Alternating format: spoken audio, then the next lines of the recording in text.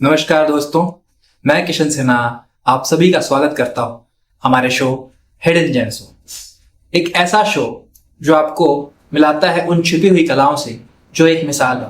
आज हम आपको रूबरू करा रहे हैं एक ऐसे ही कॉन्ट्रास्ट की जीती जागती तस्वीर से। तो आइए हम मिलते हैं डॉक्टर मंजुला साहू से।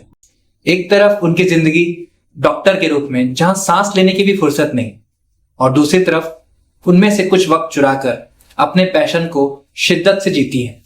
सबसे खास बात तो यह है कि उन्होंने दोनों रास्तों पर 4 चांद लगाए हैं।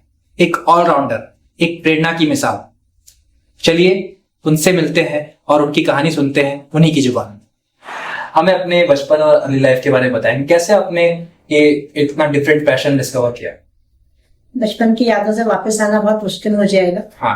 पर जिस समय हमारा बर्थ हुआ था, ये 1966 की बात है, उस समय में जो हमारा सामाजिक परिवेश था वो लड़कियों के लिए बहुत फेवरेबल नहीं था जी। लेकिन उस समय भी जितना हमें बताया गया था, हमारे मम्मी पापा जब बात करते थे कि पापा शादी के पहले बोला करते थे कि शादी के बाद मेरा पहला इश्यू लड़की होना चाहिए और मैं उस लड़की को डॉक्टर बनाऊंगा। और ऐसा हुआ भी। शादी के बाद जब हमारा बर्थ हुआ तो थोड़ा सा हर्डल्स आए, क्योंकि पहली लड़की थे और वंश पे बढ़ने वाला जो प्रॉब्लम था वो हुआ था। बट हमारे मम्मी पापा अडिग खड़े रहे और उन्होंने अपना सपना बताया हमें कि वो चाहते हैं कि बेटी डॉक्टर बने। तो जिस तरह से कहा जाता है ना कि अभिमन्यु के जिंदगी का एक कॉज था, उसको जो जीवन मिला था वो एक लक्ष्य के कारण मिला था। तो वैसे ही हमको लगता है हमारा भी था कि हमारा तो जन्म के पहले से ये तय था कि हमको डॉक्टर बनना है। तो हमारा सपना भी वही रहा, हमारे मम्मी पापा का सपना भी वही रहा और हमको अच्छा लगता है, खुशी भी होती है, थोड़ा गर्व भी होता है कि हम डॉक्टर बन पाए। सबसे पहला पैशन कौन सा था? सर, जैसे कि हमने अपने थोड़ा पीछे साइड के जीवन के बारे में यदि अपन बात करें तो उस समय ये जरूर था कि पापा का था कि लड़की को डॉक्टर बनाना है, लेकिन साथ साथ उस टाइम में एक सर्वगुण संपन्न लड़की का भी जमाना हुआ करता था।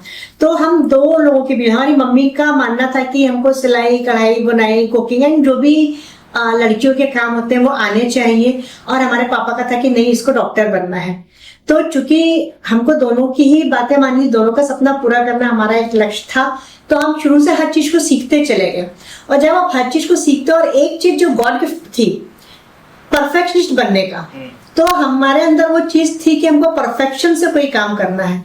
तो हर फील्ड में जिस पर कभी मम्मी ने पुश किया, कभी पापा ने पुश किया, जिस फील्ड में हम जाते गए उस फील्ड को हम परफेक्शन से सीखते चले गए। और बस शायद वही सीखने की ललक और हमारे मम्मी पापा का प्रोत्साहन शायद हमको आज इस स्थिति तक ले आया कि हम आपके सामने इस अवस्था में उपस्थित हैं। मैम, साहित्य में आपकी रुचि कैसे शुरू और आपका सफर कैसा रहा साहित्य का? जिस बचपन में हमने जिया, जो बचपन, उस समय लड़कियों का मुखर होना अच्छा नहीं माना जाता था, लेकिन हम थोड़े बहिर्मुखी थे। हमें अपनी भावनाएं व्यक्त करने के लिए डायरी लेखन का सहारा लिया। बहुत बचपन की बात है। धीरे धीरे साहित्यिक वर्ड्स लिखने की आदत, शौक लगा, तुकबंदी शुरू हुई और वहां से कविताओं का सफर शुरू हुआ। जब लोगों को सुनाते थे, कोई परिचित मिलने आया तो प्रोत्साहन मिलने लगा, कविताएं पसंद आने लगी, तो वहां से लिखना शुरू किया।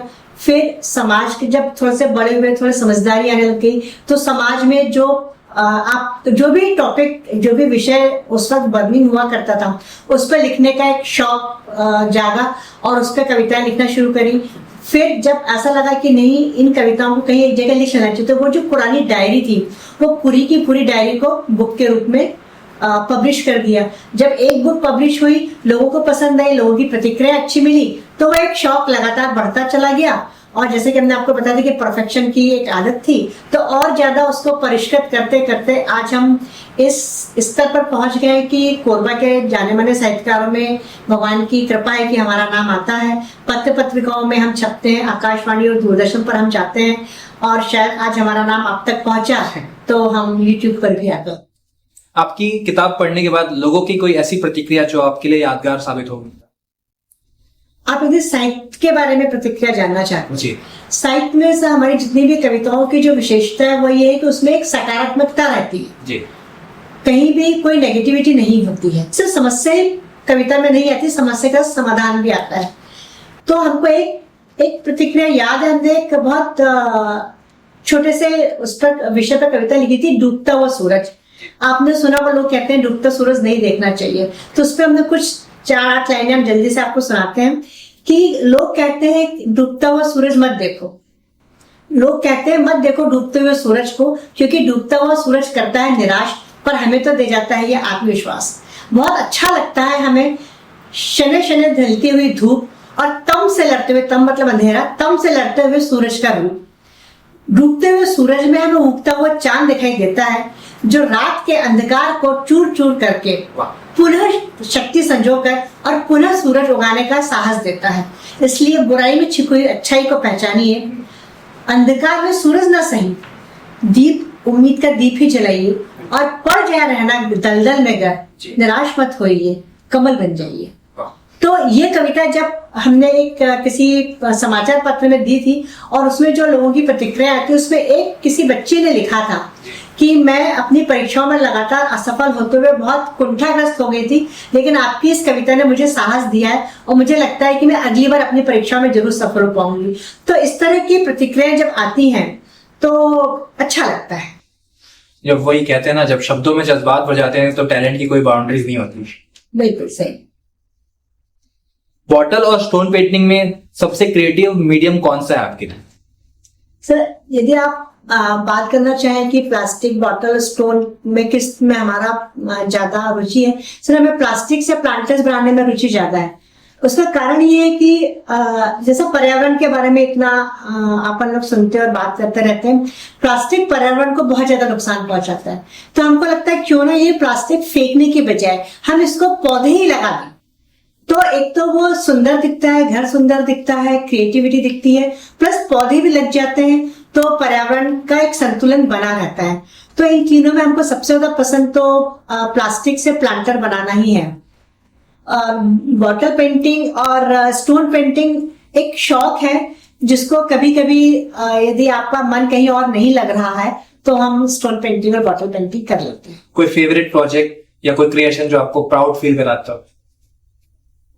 क्रिएशन तो सबसे बड़ा हमारा है, चूंकि हम डॉक्टर हैं, चिकित्सक हैं, और वो जो बेबी को डिलीवर करा के बेबी को पकड़ के जब देते हैं ना माँ बाप के, माँ की गोदी में स्पेशली, वो क्रिएशन हमको लगता है सबसे बड़ा होता है, और उससे बेहतर कोई अवार्ड नहीं होता जी।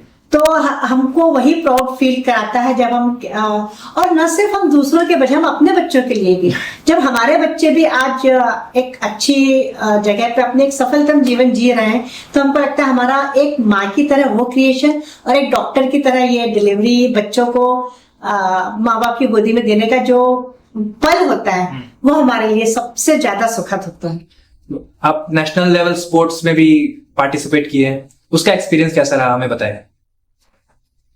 नेशनल लेवल स्पोर्ट्स में कभी भी आप जाइए, आपको एक तो सच खेलने में, कि जब भी कोई खेल आप खेलते हैं तो बहुत कुछ सीखने को मिलता है, तन मन हमारा स्वस्थ रहता है, ऐसा बोला जाता है।